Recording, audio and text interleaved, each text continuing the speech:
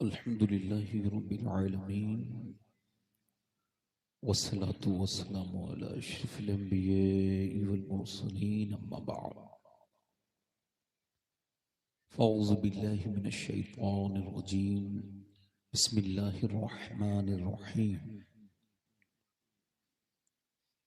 لقد كان لكم في رسول الله أسوة حسنة صدق اللہ العظیم. کیا بات رضا اس چمنستان کرم کی، زہرا ہے کلی جس میں حسین اور حسن پھول.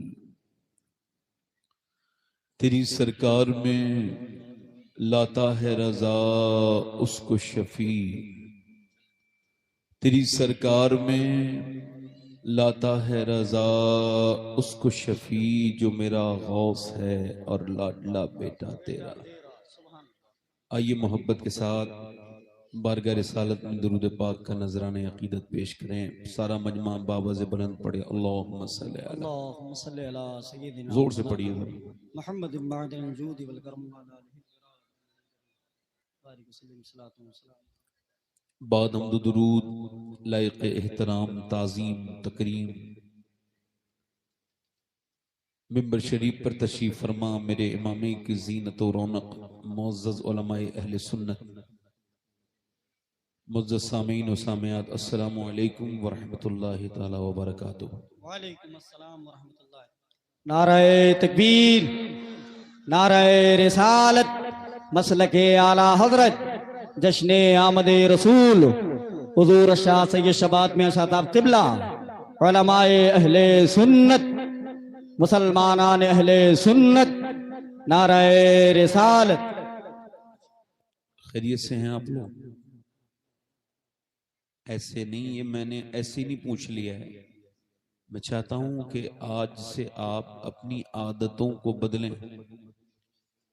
جب کوئی پوچھے خیریت ہے کیسے ہو تو کسی کو اپنا راز نہ بتائیں، اپنی تکلیف نہ بتائیں. یہ زمانہ تکلیف بتانے کا نہیں ہے. سمجھ رہے ہیں؟ لوگ رو کے سنتے ہیں اور ہنس کے اڑا دیتے ہیں. نہیں سمجھے بات کو؟ اگر میرا بس چلے تو میں یہ پابندی لگا دوں کہ کوئی کسی سے خیریت نہ پوچھے. بھئی خیریت پوچھ رہے ہو تو کم سے کم کام بھی تو آؤ نا بندے کے.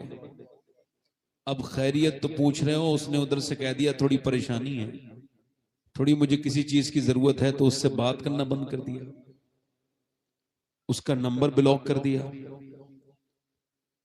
یہ دنیا کا اصول ہے کہ یہاں لوگ رو کے سنتے ہیں، ہنس کے اڑاتے ہیں.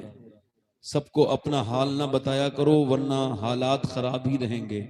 غوث العظم سیدنا شیخ عبد القادر جیلانی بولے، ارشاد فرمایا غوث العظم نے کہ سب کو حال بتاؤ گے تو بے حال ہو جاؤ گے، حال اسے بتاؤ جو حال بدل سکتا ہے.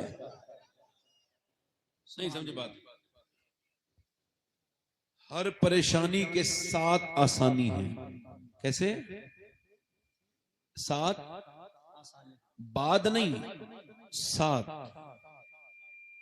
یہ تھوڑا سا اس کا سیٹ. ہر پریشانی کے ساتھ آسانی ہے. جب کوئی تکلیف آئے پوری دنیا میں ایک ٹین کے ڈبے کا خریدار مل جائے گا، آپ بیچیں گے تو، مگر آپ کے آنسوؤں کا خریدار دنیا میں کوئی نہیں ہے. آنسوؤں کی نہ تو کوئی قیمت سمجھتا ہے، بلکہ رو کے انسان اور کمزوری کا احساس کرواتا ہے. جب روتا ہے، آنسو بہاتا ہے تو کمزور نظر آتا ہے. میرے رب کی رحمتیں آواز دے رہی ہیں، تو جہاں بھی روئے گا کمزور ہو جائے گا، اور جہاں بھی روئے گا ذلیل ہو جائے گا. اور اگر میرے سامنے روئے گا تو ایک تو کمزور نہیں ہونے دوں گا، دوسرا تیری عزتیں بڑھا دوں گا. نہیں سمجھے بات کو؟ یہ گرمی بہت ہو رہی ہے تو سردی بہت ہو رہی ہے، آپ سانس لے رہے ہو نا بغیر کسی دوا کے، تو جا کے ہسپتالوں میں دیکھو، کسی کا بلڈ پریشر زیادہ ہے، کسی کو جو ہے نا شوگر بڑی ہوئی ہے، کسی کو کھانا ہضم نہ ہونے کی بیماری ہے، اگر آپ کا سارا معاملہ ٹھیک ہے، بغیر دوائیوں کے آپ جی رہے ہیں، تو آپ کو ایک سجدہ تو روز کرنا چاہیے، اے اللہ تیرا شکر ہے میرے مالک کہ مجھے بغیر کسی دوائی کے زندگی میں میسر۔ مگر اب آپ دیکھتے نہیں، گرمی بڑی ہو رہی ہے، سردی بڑی ہو رہی ہے، بڑا مولانا روم کہتے ہیں یہ ناشکرہ شروع ہوتا ہے سردی سے، کہتا ہے پہلے سردی بڑی ہو رہی ہے، بڑی ہو رہی ہے، بڑی ہو رہی ہے، پھر یہ جب گرمی آ جاتی ہے تو کہتا ہے گرمی بڑی ہو رہی ہے، پھر جب برسات آتی ہے تو کہتا ہے بڑا خراب موسم ہو رہا ہے۔ تو یہی کرتے کرتے یہ ناشکرہ مر جاتا ہے۔ ایک مرتبہ مدینے میں ہوا تیز چل رہی تھی، ایک صحابی نے اتنا کہہ دیا ہوا بڑی تیز چل رہی ہے، حضور نے فرمایا یوں نہ کہو ہوا تیز چل رہی ہے، یوں کہو میرا رب چلا رہا ہے تو ہوا تیز چل رہی ہے۔ سبحان اللہ بولنے میں آپ کو کوئی دقت ہے کیا؟ 90 نیکیاں ملتی ہیں سبحان اللہ کہنے میں، کتنی نیکیاں ملتی ہیں بولو؟ یار پیچھے والے تو بول ہی نہیں رہے۔ میری تقریر میں میرا کانفیڈنس لیول اتنا ہائی ہے کہ اگر کوئی سبحان اللہ نہیں کہتا تو مجھے اپنی تقریر پہ نہیں اس کی سماعت پہ شک ہونے لگتا ہے۔ میں صحیح کہہ رہا ہوں؟ ذرا دونوں ہاتھ اٹھا کے بولو لبیک یا رسول اللہ۔ ایسا ہوتا ہے نا فلاں صاحب نہیں بول رہے تھے تو کانفیڈنس لیول لو ہو گیا، نانا ایسا نہیں اپنے ساتھ۔ مجھے پتا ہے کہ میں اللہ کا شکر ہے غوث پاک کے کرم سے ٹھیک ٹھاک تقریر کر لیتا ہوں، لگتا ہے نا لوگوں بھائی فلاں نے داد دی تو بعد وہ بڑھ گیا، نہیں نہیں۔ تو سبحان اللہ کہنے سے کتنی، آج کے بعد کبھی ناشکری انشاءاللہ کیا کہیں گے؟ ہر حال میں اللہ کا، ہر حال میں اللہ کا، اور یہ کہیں گے الحمدللہ۔ سبحان اللہ کہنے سے کتنی نیکیاں ملتی ہیں بولو؟ اور کچھ زیادہ لگ رہی ہیں آپ کے پاس تو آپ سبحان اللہ کہیے، مالدار زیادہ ہونا نیکیوں کے معاملے میں تو پھر بھی سبحان اللہ کہو، مگر وہ مجھے دے کے چلے جانا سبحان اللہ والی نیکیاں، کیونکہ میں نیکیوں کے معاملے میں بڑا غریب انسان ہوں۔ سبحان اللہ کہنے سے ایک بار سبحان اللہ کہنے سے حضور فرماتے ہیں اللہ ایک نفلی حج کا ثواب عطا فرماتا ہے۔ سبحان اللہ۔ اور آپ آئے تھوڑی ہو یار، سیدنا شیخ فرماتے ہیں کہ کوئی یہ نہ کہے کہ وہ عبد القادر سے محبت کرتا ہے، فرماتے ہیں وہ کون ہوتا ہے محبت کرنے والا؟ پہلے میں محبت کرتا ہوں پھر میرا سامنے والا محبت کرتا ہے۔ فرماتے ہیں غوث العظم میرا نام عبد القادر ہے اور وہی میرا نام لیتا ہے جسے میری مرضی ہوتی ہے۔ اور سبحان اللہ تو بولو یار، جب غوث پاک کی بغیر مرضی کے غوث پاک کا کوئی نام نہیں لے سکتا تو میرے حضور کی بغیر مرضی کے کوئی حضور کی محفل میں آ سکتا ہے؟ اور یہ تو حضور کے میلاد کی محفل ہے، اب یہاں میلاد بیان ہوگا۔ کیا بیان ہوگا بولو؟ میلاد بیان ہوگا۔ حضور تاج الشریعہ فرماتے ہیں اعلیٰ حضرت کے دور میں علامہ نعیم الدین مراد آبادی صدر اللہ فاضل کے جو استاد تھے محمد گل ان کا نام تھا، بہت بڑے عالم تھے، بہت بڑے عارف تھے، وہ بیٹھے تھے، ربیع الاول کا دن تھا، تو کسی نے کہا یہ بتائیے صحابہ کے دور میں تو حضور کا میلاد منایا نہیں گیا، یہ لوگ اب کیوں منا رہے ہیں؟ انہوں نے کہا یہ دور کیا تمہارے باپ کا ہے؟ یہ دور بھی تو حضور کا ہی ہے۔ دور سے تو بولو یار، یہ دور کس کا ہے بولو؟ ہر زمانہ حضور کا ہے۔ تو یہ مولانا صاحب نے اور ایک دو لوگوں نے فرمائش کی ہے، 2-3 شعر پڑھ دیتا ہوں اس کے بعد تقریر شروع کروں۔ دونوں ہاتھ اٹھا کے بولو لبیک یا رسول اللہ، زور سے ذرا بولو، تھوڑا سا پتہ لگنا چاہیے آپ سب حضور کی محفل میں آئے ہو۔ لبیک یا رسول اللہ۔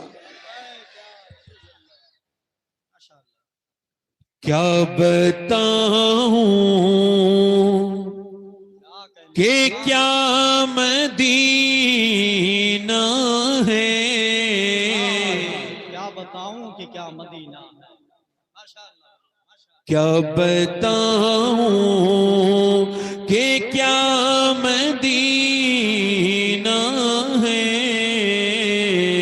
کیا بتاؤں کیا بتاؤں کہ کیا مدینہ ہے، کیا بتاؤں کہ کیا مدینہ ہے،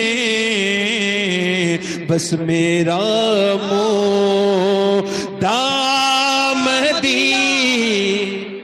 اللہ اللہ سبحان اللہ، بس نعرہ تکبیر، نعرہ رسالت، اور دنیا والی تو درد دیتے ہیں، دنیا والی تو درد دیتے ہیں، درد دل کی دوا مدینہ، سبحان اللہ، درد دل کی دوا مدینہ ہے۔ جنہیں دنیا والے درد دیتے ہوں وہ ذرا میرے ساتھ پڑھ لیں۔ دنیا والی تو درد دیتے ہیں، درد دل کی، درد دل کی دوا مدینہ ہے۔ پڑھیے، درد دل کی دوا، درد دل کی دوا مدینہ، اور دل میں اب کو آرزو ہی نہیں، دل میں اب کو آرزو ہی نہیں، یا محمد ہے یا مدینہ، سبحان اللہ، یا محمد ہے یا۔ اور ایک شعر اور پڑھتا ہوں، مدینے جانا آسان ہے، آخری شعر پڑھ رہا ہوں، مگر مدینے سے لوٹنا بہت مشکل ہے۔ طیبہ سے لوٹنا کوئی عاشق سے پوچھئے، ایسا لگے کہ روح بدن سے گزر گئی۔ بتاؤ، مدینے دعائیں کرتا رہا تھا انسان، حضرت فرماتے ہیں تمنا لے کے گئے داغ لے کے چلے، یعنی مدینے آدمی جاتا تمنا لے کے مگر داغ لے کے واپس آتا ہے۔ وہ مدینہ دیکھ لو لوگو، صحیح بتا رہا ہوں، ایک 18-19 سال کا لڑکا میرے ساتھ مدینہ گیا تھا، پچھلے سال تو لوگ اسے ڈھونڈ رہے تھے، مل نہیں رہا تھا، ٹور والے نے کہا فلائٹ کا ٹائم ہو رہا ہے، جلدی سے ڈھونڈ کے لائیے۔ میں نے ڈھونڈا تو ایک کونے میں بیٹھے ہوئے حضور کی مسجد میں رو رہا تھا۔ میں نے کہا عارف چلنا بھائی، سب تجھے دیکھ رہے ہیں، تیرا انتظار کر رہے ہیں، بس چلتا کیوں نہیں؟ کہنے لگے سید صاحب میں نہیں جاؤں گا۔ میں نے کہا مدینے شریف سے؟ کہا نہیں جاؤں گا۔ میں نے کہا لوگ تو اپنے گھر جاتے ہیں تو خوش ہوتے ہیں، تو روتا کیوں ہے؟ کہ میں پہلے تو آپ آنے کے لیے راضی نہیں تھے، اب آپ جانے کے لیے راضی نہیں ہو، پہلے تو بڑی کوشش سے آئے ہو۔ کہنے لگا مجھے تھوڑی پتا ہے کہ مدینہ ایسا ہے، میں اب جب سے مدینے میں رہا ہوں نا تو ایسا لگتا ہے حضور کے ساتھ ہوں، ہر وقت حضور مجھے نظر تو نہیں آتے مگر لگتا ہے کہ میرے حضور میرے ساتھ ہیں۔ حالات فرماتے ہیں بار نہ تھے حبیب کو، پالتے ہی غریب کو۔ ایک آدمی، میں نے لوگوں کو بہت روتے دیکھا ہے، حالات فرماتے ہیں پھر کے گلی گلی تباہ، ٹھوکرے سب کی کھائے کیوں، دل کو جو عقل دے خدا تیری گلی سے۔ یہ بینکوں میں پیسے جمع کر رہے ہو، خوب خوب گاڑیاں خرید رہے ہو، مدینے نہیں جا رہے، چور ہیں وہ لوگ جو ایسے کام کرتے ہیں، محبت میں چوری کرتے ہیں۔ مدینہ دیکھ لو، زندگی کا کوئی بھروسہ، اور مدینہ دیکھ لیا تو حضور نے فرمایا جس نے میرا روزہ دیکھ لیا اس پہ میری شفاعت واجب ہے۔ اور میرا امام کہتا ہے جنت میں آ کے نار میں نہیں کوئی، شکر خدا نبید نجات و ظفر کی ہے۔ آلات فرماتے ہیں جو ایک بار جنت میں جاتا ہے اصول یہ ہے کہ پھر وہ جنت سے باہر نہیں جا سکتا۔ ایسے ہی جب کوئی مدینہ دیکھ لیتا ہے تو جنت ہی میں دیکھ کے آتا ہے اور پھر وہ جہنم میں نہیں جا سکتا۔ تو مدینہ سبحان اللہ ہے، مگر مدینے کو چھوڑ کے آنا بڑا مشکل ہے۔ شعر سماعت کریں۔ اٹھ کے جاؤں کہاں مدینے سے، اٹھ کے جاؤں کہاں مدینے سے، کیا کوئی دوسرا مدینہ، کیا کوئی دوسرا، اور دل فدا ہے مدینے والے پر، دل فدا ہے مدینے والے پر، دل منور میرا مدینہ، سبحان اللہ سبحان اللہ. یہاں پہ بیٹھے ہیں، ایکو کم کریں بھائی، میری تقریر شروع ہو رہی ہے. دنیا میں صحیح عقل مند انسان وہ ہے جو اپنے آنے کے مقصد کو سمجھ جائے. بہترین انسان وہ ہے، چاہے کتنے بھی نام کر لو، کیسے ہی لباس پہن لو، کیسے ہی وضاقتہ بنا لو، مگر جب تک یہ نہیں سمجھو گے کہ اللہ نے تم کو پیدا کیوں کیا ہے یا تم کیوں دنیا میں بھیجے گئے ہو، اس کا اندازہ جب تک نہیں کرو گے، جب تک اس کو کنفرم نہیں کرو گے، میرے بھائی نیک نہیں بن سکتے. نیک بننے کے لیے ضروری ہے کہ آپ یہ سمجھیں کہ اللہ نے کوئی بھی چیز بے مقصد پیدا نہیں کی. تو انسان جیسی خوبصورت مخلوق کہ اللہ نے یوں ہی پیدا کی ہے کہ وہ کھائے اٹھے بیٹھے پیے کمائے اور مر جائے؟ نہیں، یوں تو اللہ نے آپ کو پیدا نہیں کیا. اللہ نے آپ کو کیوں پیدا کیا؟ کبھی آپ نے سوچنے بیٹھا ہے اچھا پیدا کیا ہے تو کیا آپ کو ایسے ہی چھوڑ دے گا وہ آپ کو؟ نہیں، وہ ایسے بھی نہیں چھوڑے گا آپ کو. اللہ نے آپ کو یوں پیدا بھی نہیں کیا ہے، تو کیوں پیدا کیا ہے وہ حساب بھی لے گا آپ سے. اللہ خود فرماتا ہے میں نے انسان کو آزمائش کے لیے پیدا کیا ہے، پرکھنے کے لیے پیدا کیا ہے، انسان کو اپنی عبادت کے لیے پیدا کیا ہے. بہترین انسان وہ ہے جو مرنے سے پہلے یہ سمجھ جائے کہ تو صرف کھانے کمانے کے لیے پیدا نہیں ہوا، بلکہ اپنے رب سے اور اس کے رسول سے محبت کرنے کے لیے پیدا ہوا ہے. اس وجہ سے پیدا نہیں ہوا کہ تو اسی طرح سے زندگی گزارتا رہے جیسے کہ چوراہے پہ کھڑے ہو کے لوگوں نے زندگیاں گزار دی. کچھ لوگوں نے صرف کمانے میں زندگی گزار دی.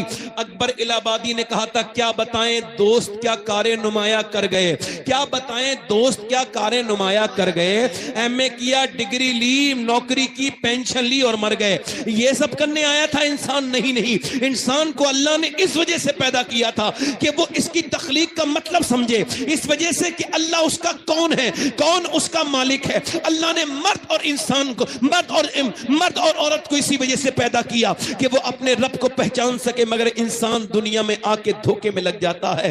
حضرت سیدنا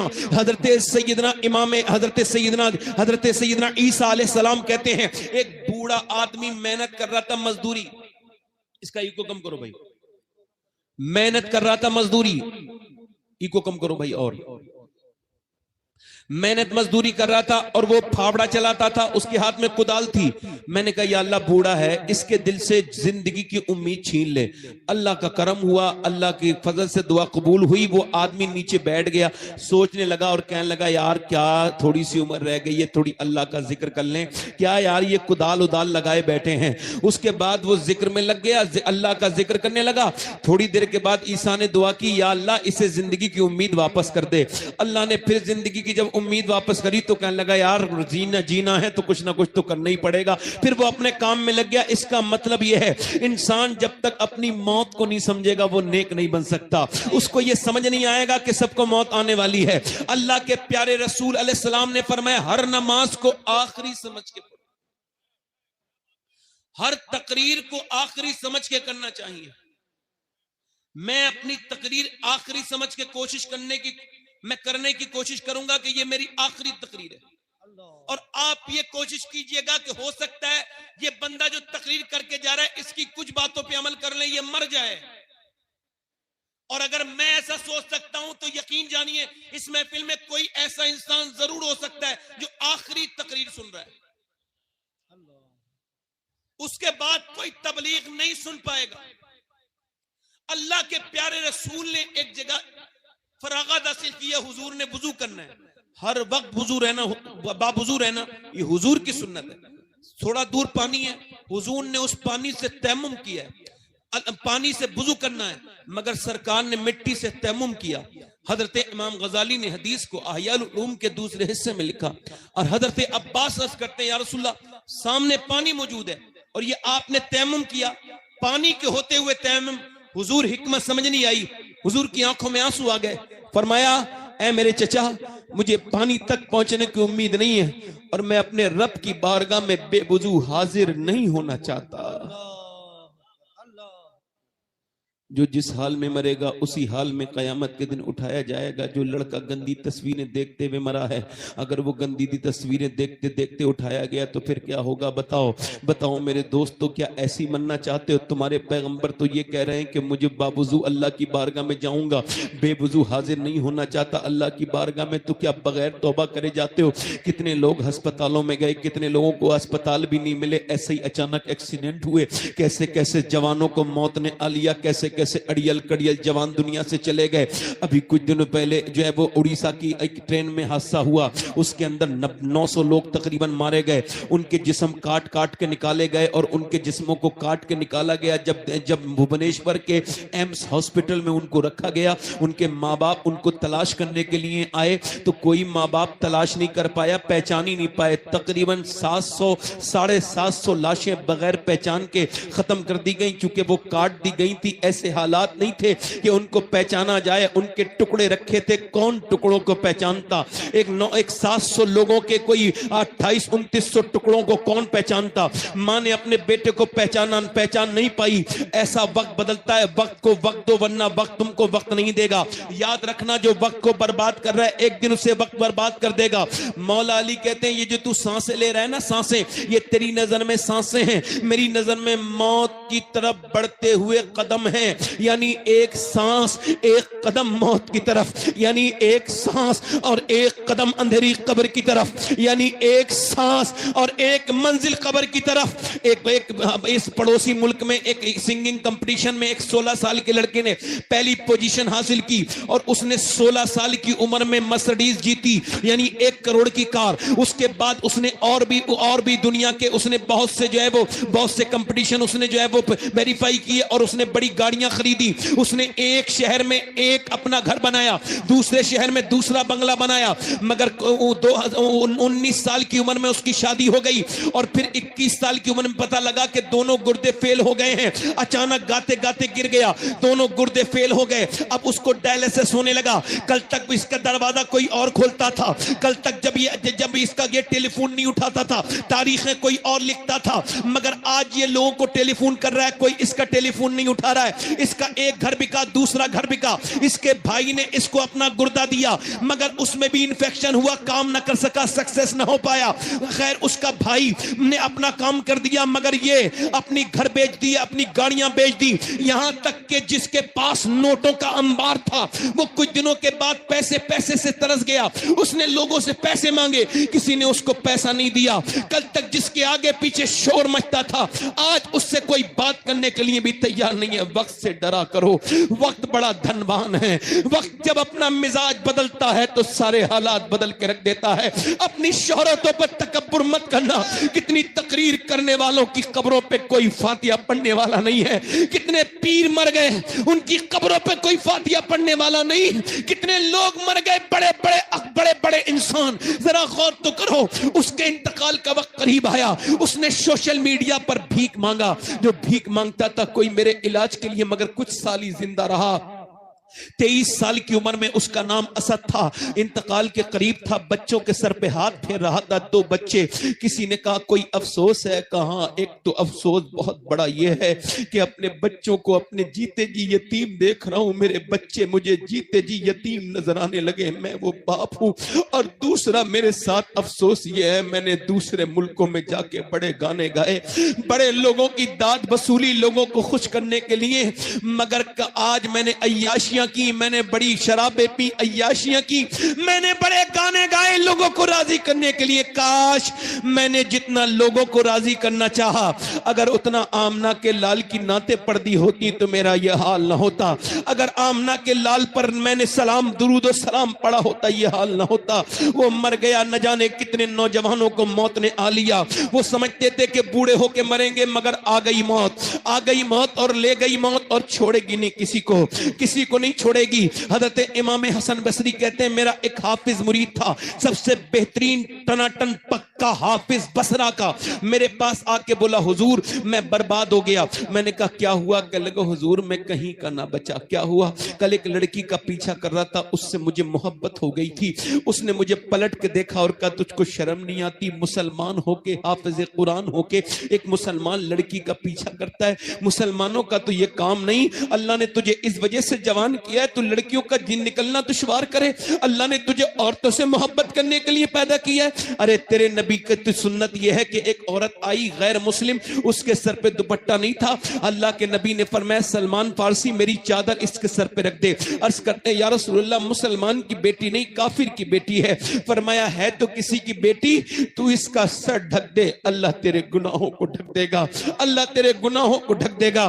آج تو مسلمانوں سے اپنی بیٹیوں کے سر نہیں ڈھکے جا رہے ہیں, ہم بربادی کی طرف تیزی سے جا رہے ہیں. امام حسن بصری کہتے ہیں پھر کہنے لگے اس نے مجھ سے کہا تجھے شرم نہیں آتی تجھ کو میرا پیچھا کرتے ہوئے؟ اس کی یہ باتیں نشتر کی طرح میرے دل میں چبھی اور میرا دل دھڑکنے لگا. اور پھر میں قرآن پڑھتا ہوں تو یاد نہیں رہتا. میں پکا حافظ تھا مگر اب ایک بھی آیت یاد نہیں. حضور میرا اللہ ناراض ہو گیا, میرا قرآن چھین لیا, کہیں ایسا نہ ہو میرا ایمان بھی چھن جائے.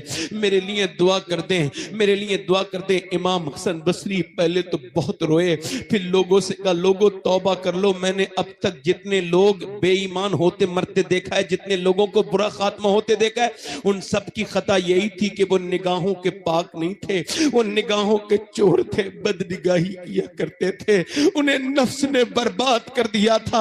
امام حسن بصری رو کے کہتے ہیں یا اللہ میرے مرید کو اس کا قرآن واپس کر دے, اسے معاف کر دے. اللہ کا کرم ہوا, اللہ نے مرید کو قرآن واپس کر دیا, اللہ کا فضل ہوا. مگر نہ اب حسن بصری کی طرح پیر رہے, نہ پھر اس مرید کی طرح مرید رہے. اب تو پیر کو لگتا ہے کہ مرید سے میرا فائدہ ہوگا, یہ میرا مرید میرا کاروبار ہے, اور مرید کو لگتا ہے کہ پیر سے میرا فائدہ ہوگا. حالانکہ دونوں بالکل دھوکے میں ہے. دونوں کو فائدہ پہنچانے والا میرا رب ہے, دونوں کو فائدہ پہنچانے والا میرا رب ہے.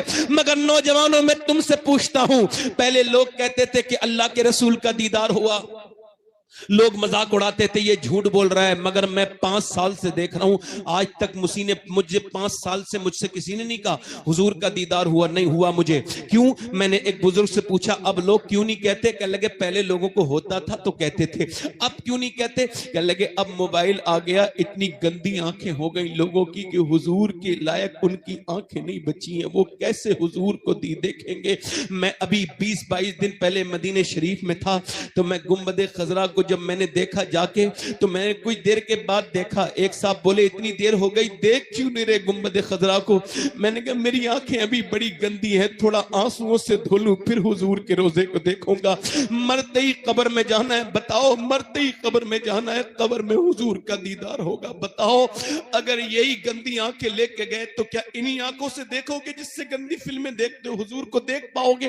بتاؤ کیسے دیکھو گے میرے سرکار کو؟ نوجوانوں کیا تمہیں زندگی اسی وجہ سے دی گئی تھی کہ تم فلمیں دیکھو, تم یوٹیوب پہ فلمیں دیکھو, تم انسٹاگرام کی ریلیں دیکھو, تم فیس بک دیکھو, تم یوٹیوب دیکھو, تم انسٹاگرام دیکھو, تم اسنیپ چیٹ دیکھو؟ یہ بتاؤ اللہ نے تمہیں ٹک ٹاک کے لیے پیدا کیا؟ نہیں, اللہ نے نہ یوٹیوب کے لیے پیدا کیا, نہ ٹک ٹاک کے لیے پیدا کیا, نہ انسٹاگرام کے لیے پیدا کیا, بلکہ بریلی سے تاج شریعہ کی آواز آ رہی ہے, زندگی یہ نہیں ہے سبھی کے لیے, زندگی ہے نبی کی, نبی کے لیے. نعرہ تکبیر, نعرہ رسالت, آمد رسول, مسلک اعلی حضرت حضور سیدی شباہت میاں صاحب قبلہ. زندگی ہے نبی کی, نبی کے لیے. میرے بھائی جب پوتے نے یہ کہا تو دادا نے تو حد قائم کر دی. دادا نے تو جب پوتے نے کہا کہ زندگی یہ نہیں ہے سبھی کے لیے, زندگی ہے نبی کی, نبی کے لیے, اس سے پہلے دادا نے پہلے کہہ دیا تھا. کیا کہا تھا؟ زمین و زمان تمہارے لیے, مکین و مکان تمہارے لیے, چنین و چنا, زور سے بولو, تمہارے لیے چنین و چنا, تمہارے لیے بنے دو جہاں, تمہارے لیے ہم آئے یہاں, تمہارے لیے اٹھے بھی وہاں. حضور کے لیے دل دیا گیا تھا, اس دل میں کوئی اور رہے گا تو دل گھبراتا رہے گا, مگر اب اس دل سے حضور نکل گئے. میرا امام کہتا ہے دل ہے وہ دل جو تیری یاد سے معمور رہا. اعلیٰ فرماتے ہیں ایسے تو دل بہت ہیں مگر دل وہ دل ہے, وہ یقیناً وہی دل ہے جو تیری یاد سے معمور رہا. دل ہے وہ دل جو تیری یاد سے معمور رہا, سر ہے وہ سر جو تیرے قدموں پہ قربان گیا, نعمتیں بانٹتا جس سمت وہ ذیشان گیا, ساتھ ہی منشی رحمت کا قلم دان گیا. گیا، آج لے ان کی پناہ، آج مدد مانگ ان سے، پھر نہ مانیں گے قیامت میں اگر مان گیا۔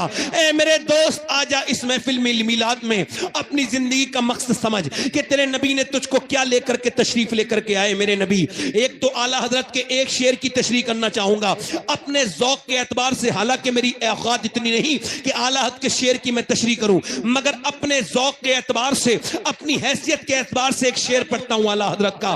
اعلیٰ فرماتے صبح طیبہ میں ہوئی، بڑھتا ہے بڑا نور کا، صدقہ لینے نور کا، آیا ہے تارا نور کا۔ یہاں پر تارے سے مراد حضور نہیں ہے، حضور کوئی نور کا صدقہ لینے نہیں آئے، حضور تو دینے آئے ہیں۔ تو پھر اعلیٰ حضرت کس کو کہہ رہے ہیں؟ اچھا اعلیٰ حضرت کہہ رہے ہیں صبح طیبہ میں ہوئی، حالانکہ نبی پیدا ہوئے ہیں مکے میں، تو حضور اعلیٰ حضرت نے یہ نہیں کہا صبح مکہ میں ہوئی، بلکہ کہا صبح طیبہ میں ہوئی۔ یہ اس پر مجھ سے کئی آدمی لوگوں نے سوال کیا، میرے پاس اس وقت جواب نہیں تھا، میں خاموش ہو گیا، مگر کچھ دنوں پہلے ایک تاریخ پڑھ رہا تھا، تو اس تاریخ میں نے پڑھا کہ یہودی کثرت سے مدینے میں تھے، مکے میں یہودی نہیں تھے، اور وہ انتظار کرتے تھے نبی کے آنے کا۔ ان کی کتابوں میں نشانیاں لکھی تھی، سب سے بڑی نشانی یہ تھی نبی کے آنے کی کہ جب سرخ رنگ کا ستارہ آسمان پہ چمکے گا تو سمجھ لینا کہ نبی کے آنے کا وقت قریب ہو گیا ہے۔ ایک یہودی روز دیکھتا تھا، جب اس نے ایک دن دیکھا تو نبی وہ ستارہ دیکھ لیا،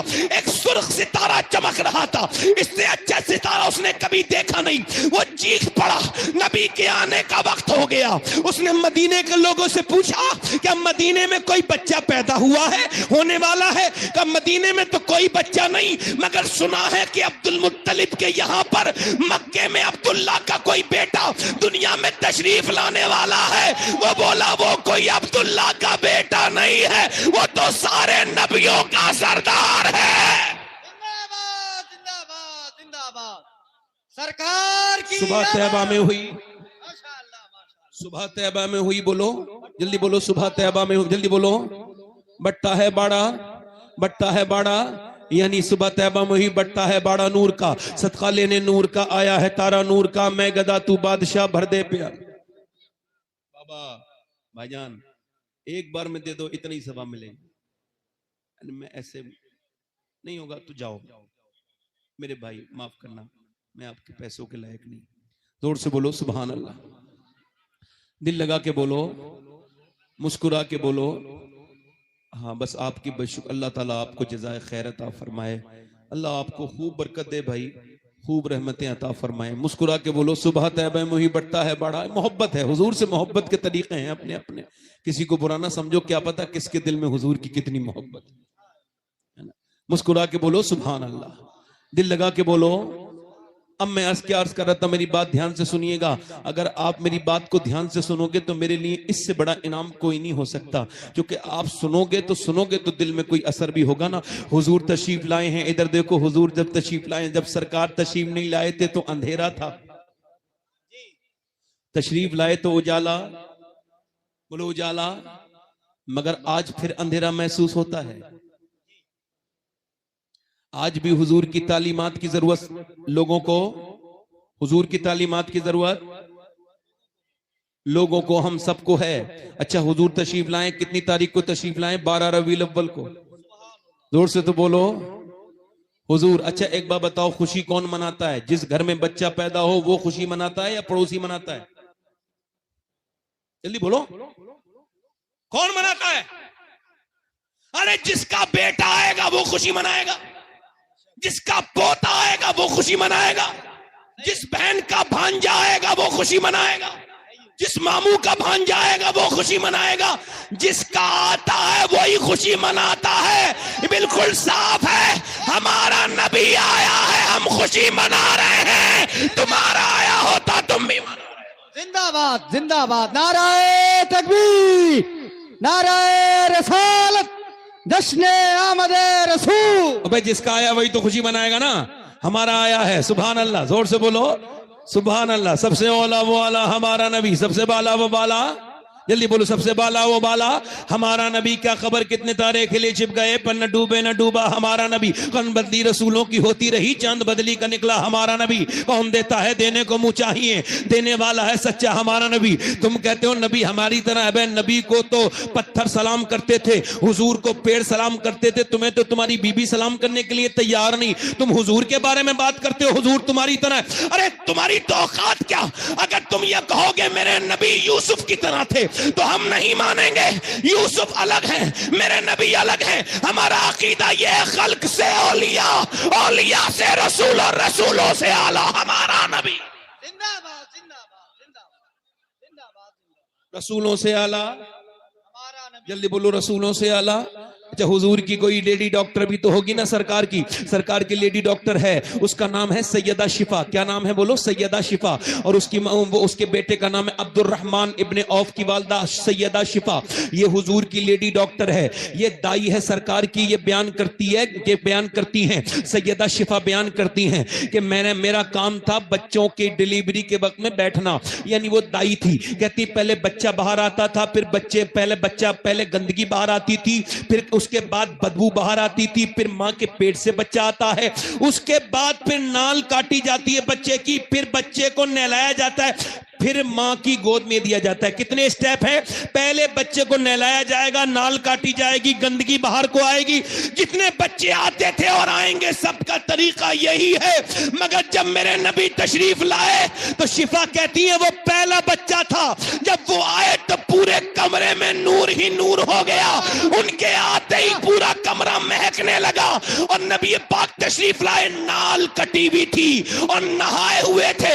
میں نے گود میں اٹھایا اور دیکھنے کے بعد میری آنکھیں پھیل گئیں. میں نے اتنا حسین بچہ اپنی زندگی میں نہیں دیکھا تھا. میں نے آمنہ کی گود میں دیا. اے آمنہ میں نے پورے مکے میں کبھی ایسا بچہ نہیں دیکھا. آمنہ خاتون دیکھ کے بولی میں نے مدینہ دیکھا ہے, میں مدینے کی رہنے والی ہوں, میں نے پورے مدینے میں ایسا بچہ نہیں دیکھا. عبد المطلب کی گود میں دیا تو بولے اے آمنہ کیسی بات کرتی ہو شفا. ارے تم مکے مدینے کی بات کرتی ہو, میں نے پوری دنیا دیکھی ہے, ایسا بچہ میں نے بھی کبھی نہیں دیکھا. میرا امام بریلی سے بولا یہی بولے سدرا والے چمنے جہاں کے تھالے سبھی میں نے چھان ڈالے, تیرے پائے کا نہ پایا تجھے یک نہیں. نعرہ تکبیر.